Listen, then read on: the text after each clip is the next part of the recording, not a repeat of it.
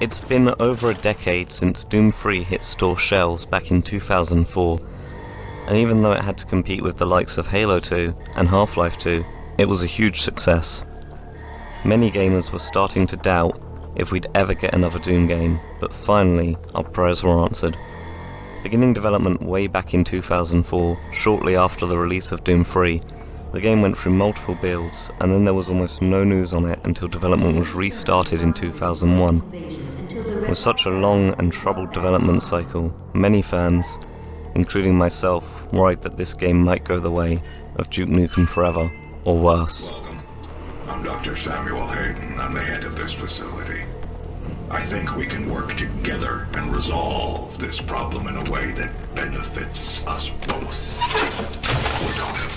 After seeing gameplay back at E3 2015, my faith in the game was restored, though many fans still had their concerns.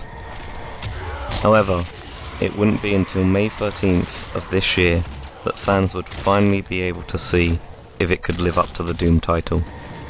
And does it?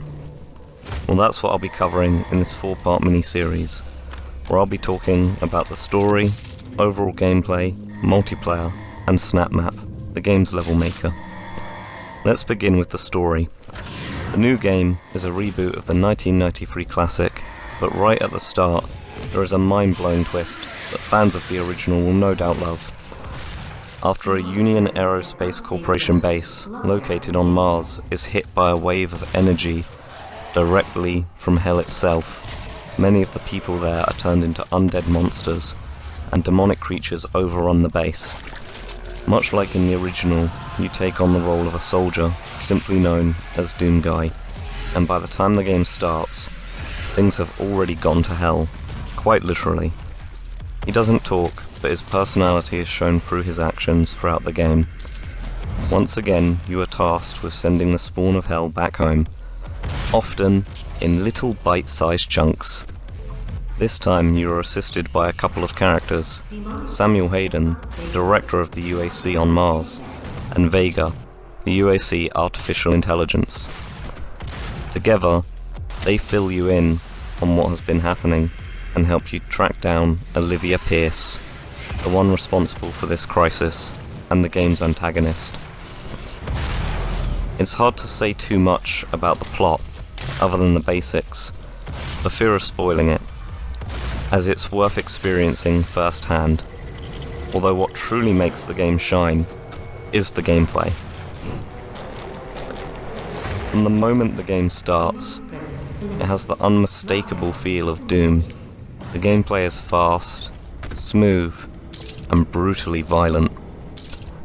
Not to mention, packed with atmosphere, amazing visuals, deadly enemies, and epic weapons. Everything a Doom game should be. The fast movement can take a few moments to get used to, but once you do, it feels amazing to move around the levels while blowing demons apart without mercy, remorse, or a second thought.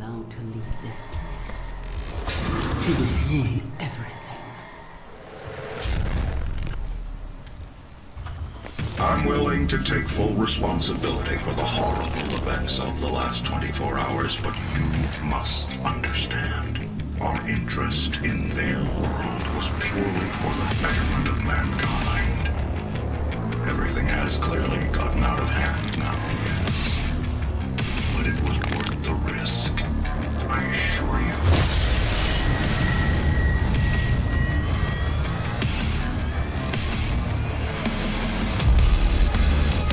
Doom is truly back, and other shooters better be afraid, because once again, it's reminding us all why Doom is the king of the FPS genre.